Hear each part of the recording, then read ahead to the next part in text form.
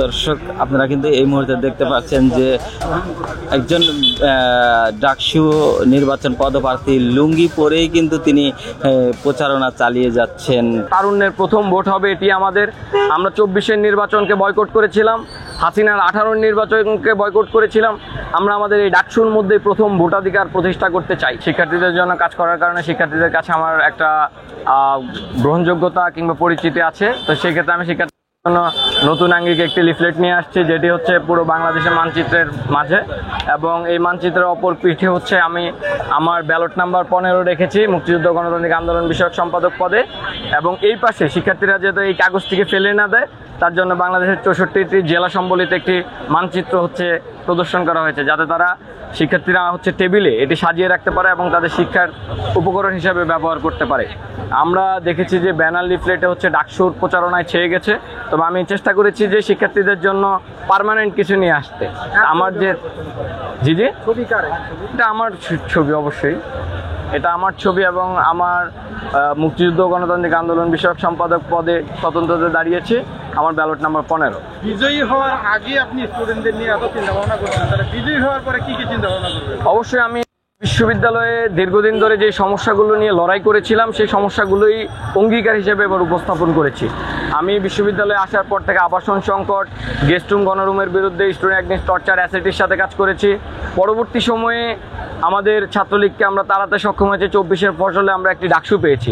সেই ডাকসু থেকে আমরা অবশ্যই শিক্ষার্থীদের জন্য এই বিশ্ববিদ্যালয়কে একটি ডিজিটাল বিশ্ববিদ্যালয়ে রূপান্তরিত করতে চাই। আমি একটি প্রস্তাবনা দিয়েছি, ওয়ান অ্যাপ অল সলিউশন থাকবে আমাদের এই বিশ্ববিদ্যালয়ের শিক্ষার্থীদের জন্য, যেটার মাধ্যমে একটি অ্যাপস কিংবা হচ্ছে একটি আইডি ব্যবহার করে সে বিশ্ববিদ্যালয়ের সকল সেবা নিশ্চিত করতে পারবে। এবং আমাদের নারী শিক্ষার্থীদের জন্য আমি মাতৃত্বকালীন ছুটির ব্যবস্থা করব, এটি প্রস্তাবনা করেছি। এবং নারী শিক্ষার্থীদের জন্য বিশেষ করে আমাদের সুফিয়া কামাল হল থেকে ক্যাম্পাস এবং মৈত্রী এবং বঙ্গমাতা থেকে ক্যাম্পাসের দূরত্ব বেশ, তো আমরা এখানে বাস বৃদ্ধির জন্য চেষ্টা করব এবং তাদের সার্বিক নিরাপত্তার জন্য অত্র এলাকা সিসিটিভির আওতায় আনতে অবশ্যই হবে। প্রশাসনকে এই চাপ দিব এবং ইনশাল্লাহ এটা আমি যদি ডাকসুতে প্রতিনিধিত্ব করতে পারি আমি করব। আজকে তো শেষ দিন, এই শেষ দিন পর্যন্ত প্রচারণা করতে যে কোনো বাধার সম্মুখীন বা কোনো সমস্যার সম্মুখীন হয়েছেন? না, বাধার সম্মুখীন হয়নি। উৎসবমুখর পরিবেশে সকলকে অ্যাকসেপ্ট করছে। আমরা প্রার্থীদেরকে পৌঁছে দিচ্ছি, তারাও সাদরে গ্রহণ করছেন, শিক্ষার্থীরা গ্রহণ করছেন এবং ইউনিক কিছু দেখলে তারা হচ্ছে খুব আগ্রহ ধরে নিচ্ছেন, আর যেটি আমাদের কাছেও ভালো লাগা। জি আচ্ছা, আপনি লুঙ্গি পরে যে ব্যতিক্রমী একটা প্রচারণা, এইটা আসলে কোন চিন্তা থেকে? লুঙ্গি আসলে আমার অসুস্থতার কারণে পড়তে হচ্ছে। আমার এখনও সেলাই আছে, সেলাইয়ের কারণে প্যান্টটা আমার জন্য টাফ হয়ে যায়। ট্রাই করছিলাম, হচ্ছে না, তো আমি লুঙ্গি পরেই মনোনয়ন নিয়েছি, লুঙ্গি পরেই প্রচারণা, এবং ইনশাআল্লাহ বিজয়ে লুঙ্গি মিছিল হবে।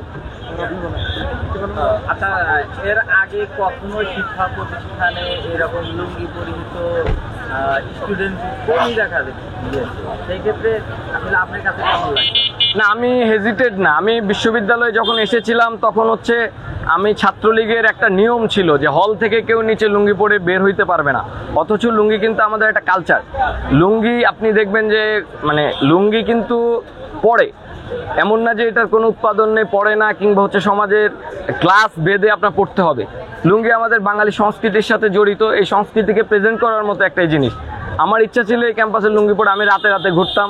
এবার হচ্ছে অসুস্থতার কারণে পুরো ক্যাম্পাস সবার সাথে লুঙ্গি পরে মিট করছি। স্টুডেন্টরা পজিটিভ, অনেকে কথা বলছেন, অনেকে একটু হাসাহাসি করলো যে জেনে যে ভাই আপনি অনেক সাহসী। আর যাই হোক, আমার ভালো লাগছে যে এবং আমার শিক্ষার্থীরা আমার পাশে আছে, আশা রাখছি তারা বিজয়ের পাশে থাকবে। এইবারের নির্বাচনটা কেমন হবে আর লড়াইটা কেমন হবে? যেই দিন বাকি আছে নির্বাচনের মধ্যে আর কোনো গ্যাঞ্জাম বা কিছু হতে পারে? আমি অবশ্যই বলবো যে এবারের ডাকসু নির্বাচন সবচেয়ে আমেজ হচ্ছে এবং সেখানে আমাদের শিক্ষার্থীরা আশা করি সাড়া দেবে এবং আমার আহ্বানও থাকবে শিক্ষার্থীদের সাড়া দেয়া। এবং আমরা চেষ্টা করবেন, আপনারা চেষ্টা করবেন যে কেন্দ্রে আসার, ভোট দেওয়ার। যেহেতু তারুণ্যের প্রথম ভোট হবে এটি আমাদের। আমরা 24-এর নির্বাচনকে বয়কট করেছিলাম, হাসিনার 18-র নির্বাচনকে বয়কট করেছিলাম। আমরা আমাদের এই ডাকসুর মধ্যে প্রথম ভোটাধিকার প্রতিষ্ঠা করতে চাই। তো আমি আমার বিশ্ববিদ্যালয়ের সকল শিক্ষার্থীদের বলবো, আপনারা এখান থেকে আপনাদের সঠিক নেতৃত্ব বাছাইয়ের প্রক্রিয়ায় আপনারা অংশগ্রহণ করুন।